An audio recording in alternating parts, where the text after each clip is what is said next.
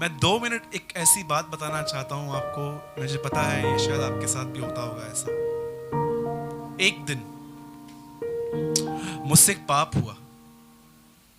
एक दिन मुझसे एक पाप हुआ, और जैसे मुझसे पाप हुआ मेरे विवेक में अशांति आ गई।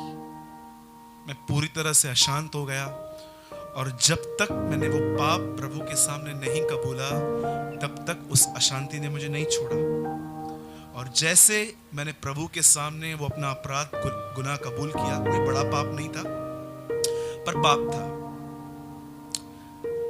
तब जैसे मैंने प्रभु के सामने अपना पाप अंगीकार किया, स्वीकार किया, ठीक 15 मिनट के बाद मैंने परमेश्वर की आवाज सुनी, सूरज तूने पाप तो कबूल कर लिया, very good, you are honest, पर तू क्या जानता है कि सचमुच प्रभु का अनुग्रह तुझ पर है कि नहीं है? याद रखना, जो पाप आपने और मैंने कबूल किया है, आगे चल के उस बात की एक और बात टेस्टिंग होगी, और अगर आपने वहां पर न किया, इसका मतलब सच में परमेश्वर का अनुग्रह आपके ऊपर है। लेकिन इफ यू फॉल, पर अगर आप गिर गए, इट मीन्स आपने सिर्फ कबूल किया पर आपको ग्रेस नहीं मिला था।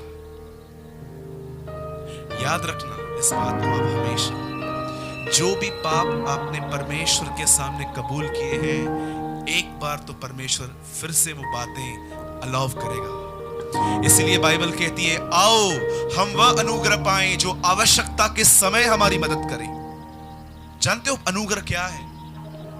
आज आप किसी से भी पूछो, ब्रदर कैसे हो? Oh, grace of God is upon me, प्रभु का अनुग्रह है मुझ पर। ब्रदर आप कैसे हो? ब्रदर मस्त, प्रभु का अनुग्रह है। मुझे समझ में नहीं आता इनको आसानी से कितना मिल गया, कैसे मिल गया? वहां दिखा दो, वहां मैं सवेरे उठ के हम लोग परमेश्वर के सामने रोते हैं, लॉर्ड गिव मी ग्रेस, और इन सब के ऊपर ऐसे अनुग्रह आ गया। हाउ? बाइबल कहती है आओ, बोलो आओ। कितने लोगों ने इस वर्ड पे स्टडी की है? आओ। बताइए कहां कहां पर यह वर्ड आया? कम, आओ। जिस समय पतरस पानी पे नहीं चल रहा था, अब तक बोट में खड़ा था, यीशु बोलता है आओ हम झील के उस पार चले। आओ का मतलब जानते हो क्या होता है? इंग्लिश में लिखा है COME, कम। इसका मतलब अगर कुछ चाहिए तो आओ। कुछ भी ऑटोमेटिकली नहीं आता है, हमें एक स्टेप लेना पड़ेगा। जब बाइबल कहती है आओ, इसका मतलब आपको परमेश्वर कहता है कम, लेट अस कम। इंग्लिश में लिखा है आओ हम अनुग्रह के सिंहासन के समीप चलें। याद रखना, मैं आपको थोड़ा हेवन का चित्र बताता हूं। ये जो पुलपिट है और ये जो ड्रम है, ये दो चीजें हैं। ये है न्याय का सिंहासन, यहां पर यहोवा परमेश्वर बैठता है, और इसको कहते हैं अनुग्रह का सिंहासन, यहां प्रभु यीशु मसीह बैठते हैं। बाइबल नहीं कहती है आओ हम न्याय के आसन के पास चलें, बाइबल कहती है आओ हम अनुग्रह के सिंहासन के समीप चलें। क्यों? ताकि हम वह अनुग्रह पाएं जो आवश्यकता के समय हमारी मदद करे। आप मुझे बताइए, आवश्यकता का समय मतलब क्या होता है? एक समय था आप पाप में बहुत आसानी से गिर जाते थे, लेकिन अब आप रोज परमेश्वर के पास जाके कहते हो लॉर्ड गिव मी ग्रेस, मुझे अनुग्रह दे। और आपको कैसे मालूम पड़ेगा कि वो अनुग्रह मुझ पर आया है? वही पाप एक बार फिर से आपको करने के लिए उकसाएगा, और उस समय आप कहोगे मैं नहीं करूंगा। That is grace. बाइबल कहती है प्रभु का सच्चा अनुग्रह अभक्ति को ना कहना है। बहुत सारे लोग ऐसा कहते हैं कि परमेश्वर का अनुग्रह एक ऑटोमेटिकली चीज आ जाती है। ऐसा नहीं होता है। जानते हो उसके लिए क्या करना पड़ता है? कितने लोग को अनुग्रह चाहिए? पक्का? पक्का? सोच समझ के उठाइएगा हाथ। आप में से कितने लोग को अनुग्रह चाहिए? सिंपल, आपको कुछ भी नहीं करना है, ना उपवास करना है, लंबी प्रार्थनाएं करनी है, कुछ भी नहीं करना है। कई लोगों ने मसीह जीवन इतना हैवी कर दिया है, उनको लगता है 4-5 घंटा तो बैठना पड़ेगा तब जाके कुछ मिलने वाला है। कई लोग सोचते हैं नहीं मुझे उपवास करना पड़ेगा। बाइबल ना उपवास के लिए कुछ बोलती है, ना बाइबल 5 घंटे के लिए प्रार्थना के लिए बोलती है। बाइबल कहती है यीशु के पास जाओ, बस, दैट्स ऑल। कैसे जाते हैं यीशु के सामने? मैं आपको एक बात बताता हूं। इज़राइल में जब प्रभु यीशु मसीह आए थे, एक लोग ऐसे थे जो यीशु के सामने बिल्कुल प्रिटेंड नहीं करते थे। प्रिटेंड का मतलब समझते? प्रिटेंड हिंदी में कहते हैं इसको दिखावटीपन, राइट? दिखावटीपन। ये लोग है ना, दिखावटीपन नहीं करते थे। ये लोग जाते थे प्रभु के सामने और यीशु उनको बोलता था, तू कौन है? प्रभु मैं एक वैश्य हूं। ओके, बैठ यहां पर, वचन सुन। तू कौन है? मैं प्रभु चुंगी लेने वाला हूं। अच्छा, तू भी बैठ जा। लेकिन ये फरीसी इनसे 10 गुना ज्यादा बीमार थे, और जब ये यीशु के पास आते थे और यीशु उनको बोलता था, आप कौन है? हम आज के दिनों के धर्म गुरु हैं, तुम वहां दूर बैठो।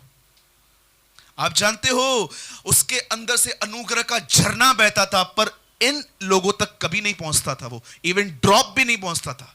लेकिन ये लोग आनंद करते थे, और यहां तक के बाइबल कहती है सबने इनका नाम रखा, देखो पापियों का मित्र, फ्रेंड ऑफ सिनर्स।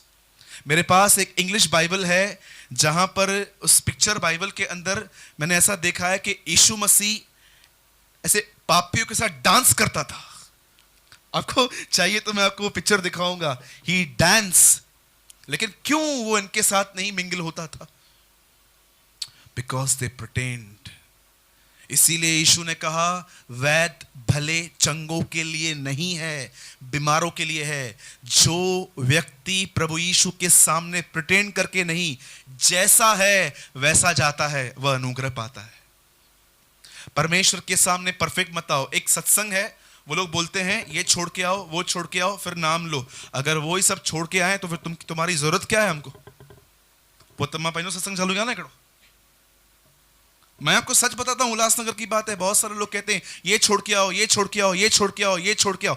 अरे अगर मैं सब कुछ छोड़ के आऊं तो मुझे आपकी जरूरत क्या है? मुझे आपकी जरूरत क्या है? इतने साल से पहले नाम नहीं मिलेगा, वेरी नाइस। इससे पहले मरा तो कहां जाऊंगा?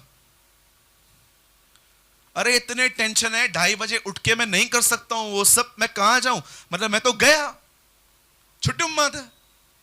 यीशु ने नहीं कहा ये करके ये करके ये करके बपतिस्मा लेके आओ, मूसा का अनुग्रह लो, ये करो वो करो, सब लेकर आओ, आओ पिता से मिलूंगा। यीशु ने कहा जैसे आओ आ जाओ, मैं मिला दूंगा तुमको। That's Jesus. प्रॉब्लम क्या है? यीशु मसीह ने बहुत चीजें आसान कर दी, आज के प्रचारक ने उसको उतना ही डिफिकल्ट कर दिया। कितना आसान जीवन है मसीह जीवन। सारा दिन मैंने देखा है लोग गिल्ट में जीते हैं, मां पाप कयो, मां पाप कयो, मां पाप कयो, मां पाप कयो। मैं उनको बोलता हूं तुमको कौन सिखाता है ये सब? इतना तुम अंदर में गिल्ट लेके चलते हो, मैं ये करता हूं, मैं वो करता हूं, मैं ये करता हूं, मैं वो करता हूं। मुझे प्रभु कई बार बोलता है, सूरज समथिंग इज रॉन्ग, कुछ गलत है इन लोग के साथ। आप में से यहां पर कितने लोग हैं जो डिस्करेज हैं?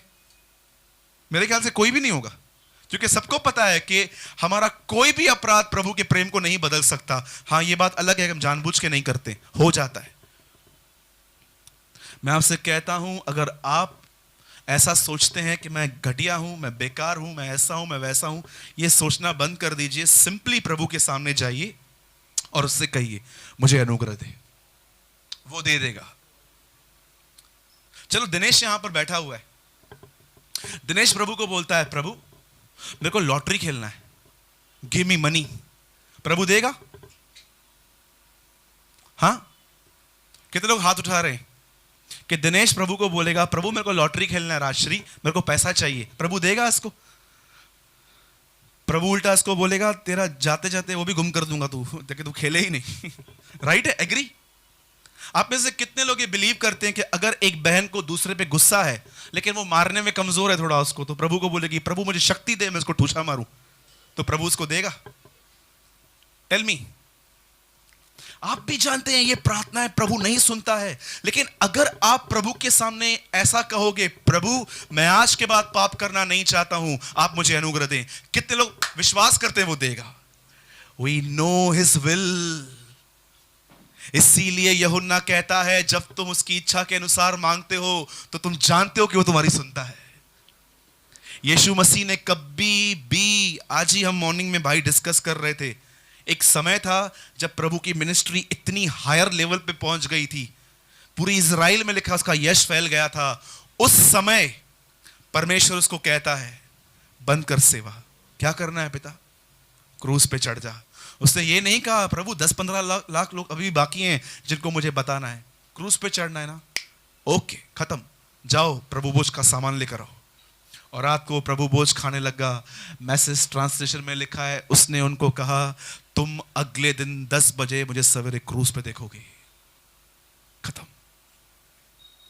अगर आपको ये जानना है एक मसीह आदमी की सक्सेस किस चीज में है, समझो मैं, मयूर भाई, आकाश, यहां पर जो भी बच्चे प्रभु की सेवा करते हैं, समझो हम लोगों ने 500 लोग इकट्ठे कर लिए यहां पर, ये उन्नति है। आज दुनिया है ना, आज बहुत सारी कलीसियां है ना, क्या करती हैं पता है, दुनिया की तरह सक्सेस को नापती हैं। अगर दुनिया में वहां पर ज्यादा लोग आ गए और यहां भी आ गए, सक्सेस। समझो हमारे पास पैसा नहीं था पहले, अभी बहुत सारा पैसा आ गया, ये सक्सेस है। मैं आपको बताना चाहता हूं 32,000 लोग आए थे गिदोन के पास, प्रभु ने कहा वापस भेज, इनको नहीं चाहिए मुझे। लिखा है यीशु मसीह ने उन चेलों को जिनको उसने बुलाया था, पहले 12 चेले नहीं मंगाए गए थे, 700 से अधिक चेले मंगाए गए थे, सबको उसने वापस भेज दिया। याद रखना एक मसीह आदमी की सक्सेस इस बात में है कि वो प्रभु की इच्छा पे चलता है कि नहीं, बस that's all. How we walk in the will of God, प्रभु की इच्छा में चलना।